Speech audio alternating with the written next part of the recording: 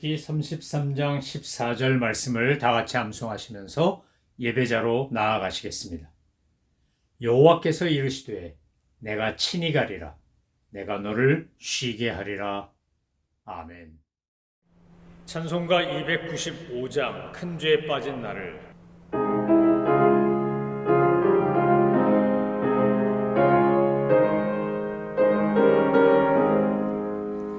큰 죄에 빠진 나를 주 예수 건지사 그 넓은 품에 다시 품으신 은혜는 저 바다보다 깊고 저 하늘보다 높다. 그 사랑 영원토록 나 찬송하리라. 날로도 귀하다. 날로도 귀하다. 한이 없이 넓은 우리 주의 사랑. 날로도 귀하다. 옛날에 유대 땅에 주 예수 다닐 때 그 은혜 받으려고 큰 무리 모였네. 눈 먼저 병든 자를 다 고쳐주셨으니 나 같은 죄인까지 은혜 받도다. 날로도 귀하다. 날로도 귀하다. 한이 없이 넓은 우리 주의 사랑. 날로도 귀하다.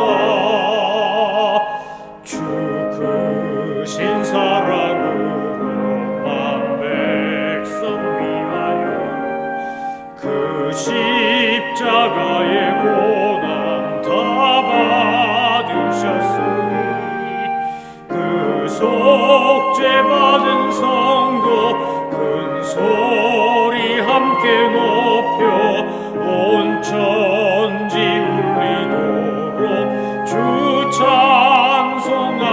찬송하리라. 날로도 귀하다. 날로도 귀하다. 한이 없이 넓은 우리 주의 사랑. 날로도 귀하다. 하나님께서 오늘 우리에게 주신 말씀은 호세아서 13장입니다. 하나님의 말씀을 받들어 읽겠습니다. 에브라임이 말을 하면 사람들이 떨었도다. 그가 이스라엘 중에서 자기를 높이더니 바알로 말미암아 범죄함으로 망하였거늘. 이제도 그들은 더욱 범죄하여 그 은으로 자기를 위하여 우상을 부어 만들되 자기의 정교함을 따라 우상을 만들었으며 그것은 다 은장색이 만든 것이거늘.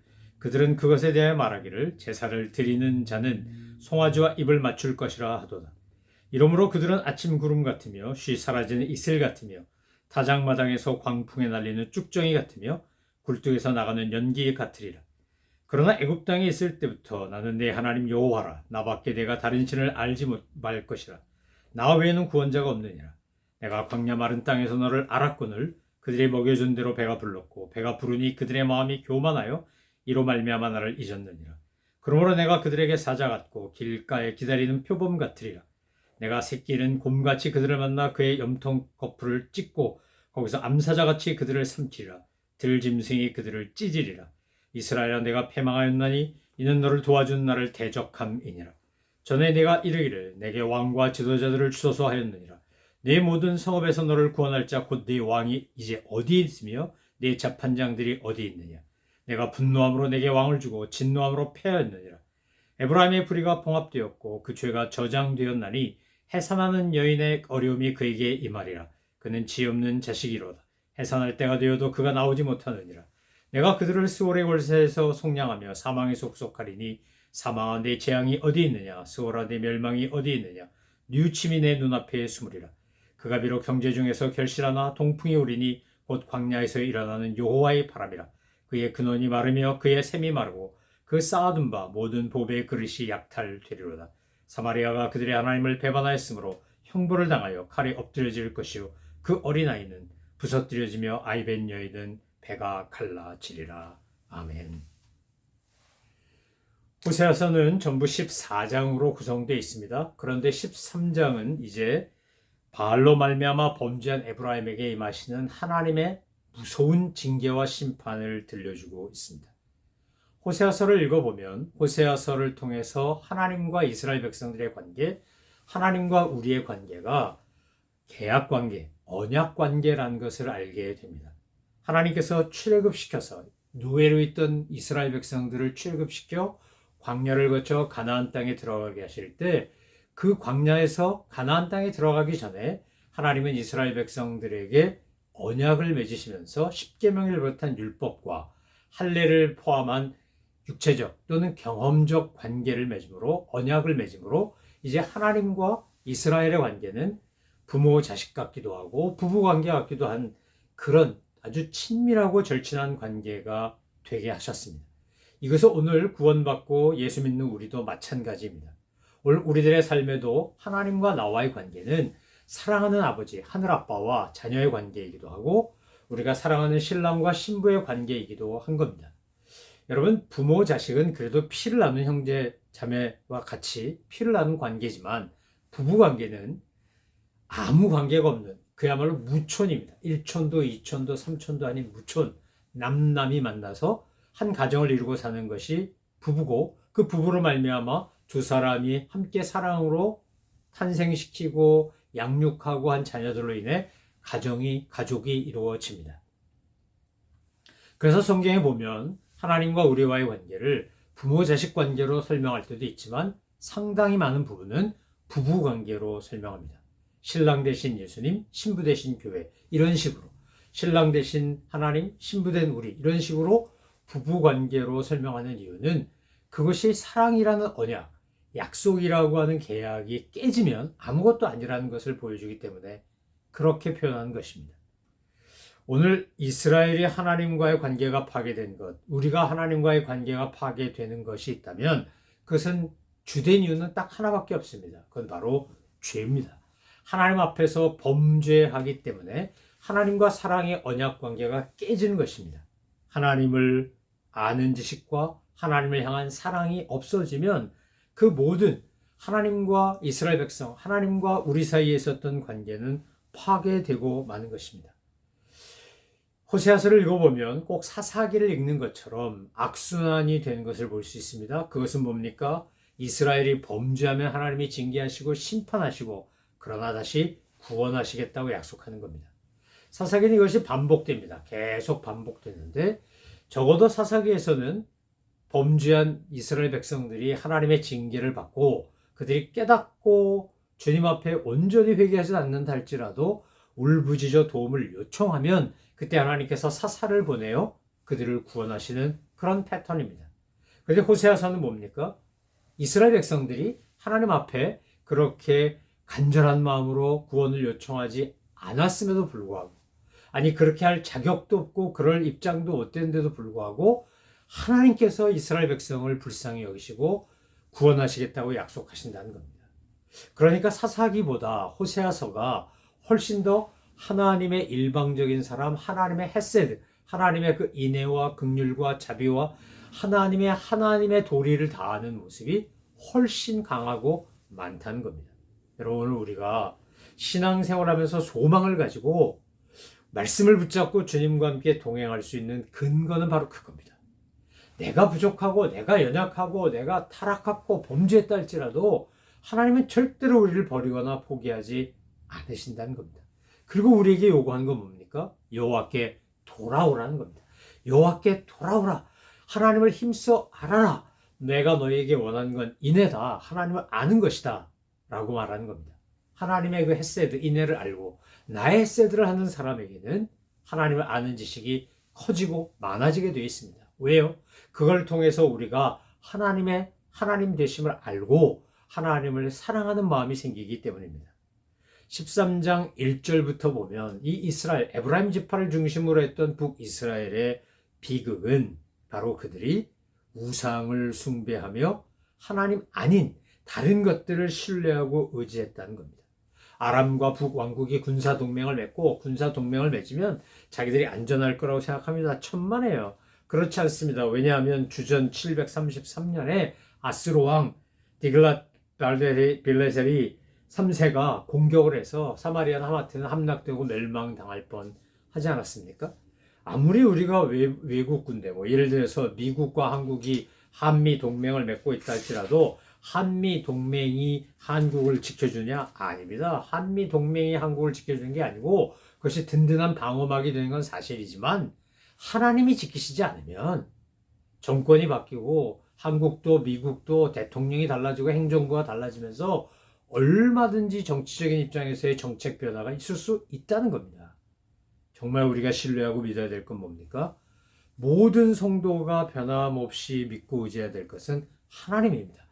우상 숭배가 뭡니까? 하나님 아닌 것을 하나님처럼 여기거나 하나님 아닌 것을 하나님보다 앞세우는 것이 우상 숭배입니다. 우상 숭배를 하면 반드시 망합니다.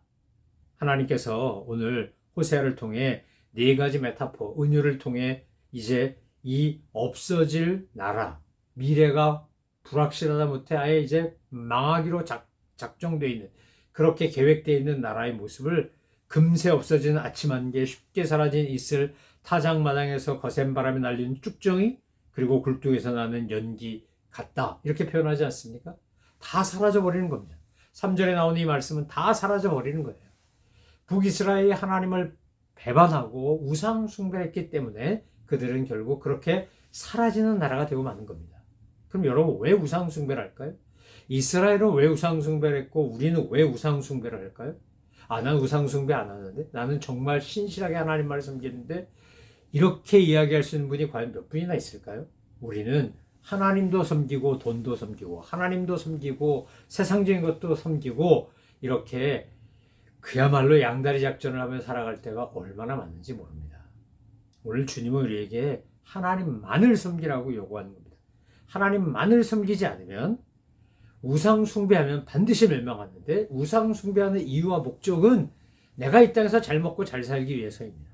하나님의 영광을 위한 것도 아니고 이웃들이 유익을 위한 것도 아닙니다. 나 혼자 편안하고 잘 살고 내가 여기서 윤택하고 경제적으로 풍요롭고 세상적으로 인정받고 성공하고 출세하기 위한 겁니다. 정말로 하나님 아닌 것을 섬기면 그들에겐 분명한 이기적인 욕망이 있고 목적이 있습니다. 근데 하나님을 하나님으로 섬기는 사람은 하나님께서 주시는 은혜에 감사해서 섬기는 거고, 하나님이 내게 베풀어 주신 사랑에 감동하여 섬기는 겁니다.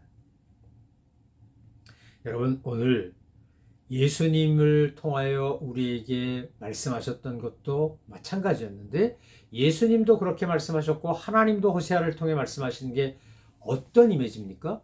그 유목민으로 양떼를 몰고 다니며 사는 이스라엘 히브리 사람들에게 가장 좋은 이미지는 목자입니다. 목자. 양떼를 보호하기 위하여 자기의 위험을 감수하고 목숨까지도 내놓고 맹수와 싸우고 이러면서 양떼를 보호하는 목자. 하나님을 목자에 비유하고 예수님을 목자에 비유합니다. 그런데 오늘 13장 4절로 8절에 보면 이 목자와 양떼의 관계가 뭘로 바뀌냐? 맹수와 양떼의 관계로 바뀝니다. 하나님께서 사자, 표범, 새끼 잃은 암곰, 암사자, 들짐승 이런 표현을 해가며 이제 우상 숭배하고 하나님을 저버리고 자기 멋대로 하고 세속적으로 도덕적으로 신앙적으로 타락하는 이스라엘에게 하나님은 목자가 아니라 맹수가 될 거라고 말씀하십니다.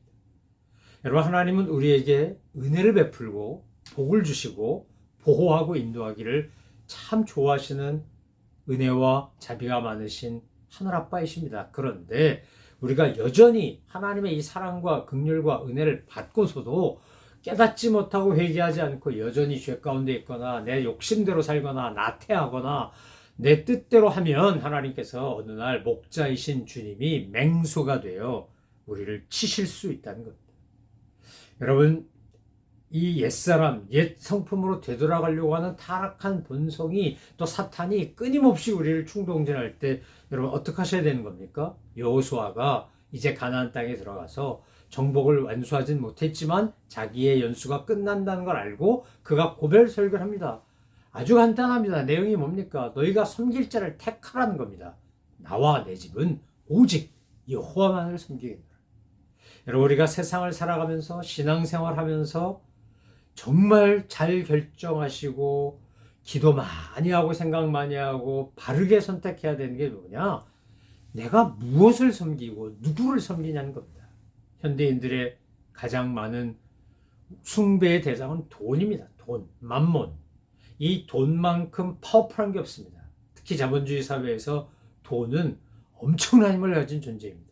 그러니까 분명히 성경에 돈을 사랑함이 일만하게 뿌리라고 했는데도 불구하고 돈을 사용하지 않고 돈을 사랑하면서 돈을 숭배합니다. 그러면 결국 그 물질 때문에 망합니다. 결국 그 물질이 배신합니다. 여러분 자식을 하나님보다 더 앞서서 사랑해 보십시오. 그 자식이요 내 마음에 섭섭함과 상처 줍니다. 배신감 들게 합니다. 여러분 우리가 세상 그 어떤 것도 하나님보다 더 사랑하게 되면 하나님보다 더 앞세우게 되면 바로 그 대상들은 하나님 아닌 우상 숭배의 대상이 된 그 대상들은 우리에게 유익만 주지 않고 무익하다 못해 해를 끼치기도 하고 상처와 고통과 아픔을 주기도 합니다. 사랑하는 성도 여러분, 하나님께서 나만 섬겨라. 내가 유일한 하나님이다. 나만 너희들이 나를 알았다. 그러니까 나를 온전히 신뢰하고 섬기라고 하는 것은 하나님이 독점하고 싶어서가 아니라 우리가 바르고 건강하게 주님과 관계 속에서 행복하기를 원하기 때문입니다. 하나님은 우리가 없어도 우리가 경배 안 해도 그분은 얼마든지 만왕여왕 만주해 주시고 창조주이시고 역사의 주관자이시고 무소부재하시고 뭐 부족함이 없는 분입니다. 그분이 하나님이 하나님 좋자고 하나님 섬기라고 하는 게 아니라 우리 좋자고 하나님 섬기라고 하는 겁니다. 세상적인 힘이나 사람을 하나님보다 의존하는 사람, 그런 태도와 자세를 가지고 있으면 결국 하나님의 진노와 징계를 피할 길이 없습니다. 왜요? 하나님 우리가 그 길로 가면 우상 숭배하고 하나님 아닌 것을 섬기면 결국 그것 때문에 고통당하고 어려움 당하고 슬픔 당할 거라는 걸 너무 잘 아시기 때문입니다. 여러분 우상 숭배의 결과는 멸망이지만 우상 숭배하다가도 회개하고 주님 앞에 돌아오면 어떻게 되는 겁니까? 하나님의 은혜를 경험하게 됩니다. 호세아서는 우리에게 바로 그 얘기를 하는 겁니다. 하나님을 배신하는 사람들에게 이 말 형벌로 끝나는 게 아니라 이제 13장이 끝나고 14장이 되면 어떻게 된 겁니까? 이스라엘을 향한 호세아의 호소와 함께 하나님의 그 헤세드, 하나님의 그 만극하신 사랑을 들려주고 보여주고 그들이 돌이키기를 촉구하는 것입니다. 호세아가 외친 것은 너무나 분명하고 간단합니다. 여호와께 돌아오라는 겁니다. 여호와를 힘써 알라는 겁니다. 여호와의 그 본질, 속성, 그 사랑과 은혜, 그리고 그 공의하심을 알면 알수록, 제대로 알면 알수록 우리는 바른 신앙생활을 하게 되고 하나님이 예비하신 복과 은혜를 누리며 살게 되는 것입니다. 사랑하는 성도 여러분, 오늘 여러분만의 삶으로 끝난다면 문제가 없습니다. 그런데 오늘 우리의 영적 태도와 신앙의 삶의 열매와 내 후손들에게까지 영향을 미친다는 사실을 잊으셔서는 안 됩니다. 우리가 어떤 조상이냐? 내가 믿음의 조상이냐? 하나님 앞에 온전히 예배하며 경배하며 순종하며 하나님을 섬기는 사람이냐? 아니냐에 따라 내 자손들이 복을 받을 수도 있고 저주를 받을 수 있다는 사실을 절대 잊으셔서는 안 됩니다.